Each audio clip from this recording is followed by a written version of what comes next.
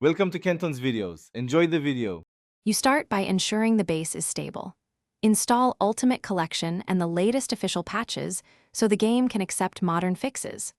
Once done, back up your game and saved Sims folders to a separate drive so you can revert if a mod breaks.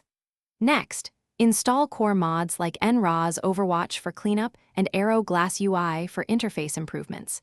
These prevent conflicts and prepare the game for further visual enhancements, making later steps far safer and more effective. Now you change how the game draws frames. Use Graphics Rules Maker to tweak compatibility for modern DirectX drivers and enable higher resolution rendering. This fixes GPU detection and allows you to push settings. After that, add high-resolution texture packs and environmental shader mods to upgrade terrain, trees, and water. These directly improve perceived detail. Finally, apply Reshade or Sweet FX with a mild shader preset for color grading, bloom, and subtle sharpening, so visuals become richer without breaking performance.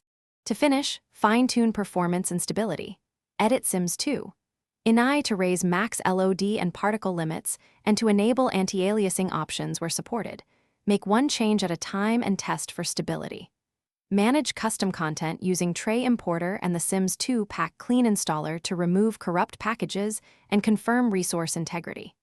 If you hit crashes, disable the last installed mods, consult the NRAW's logs for conflicts, and restore your backup if needed. This single Thanks for watching. Consider subscribing if we helped you.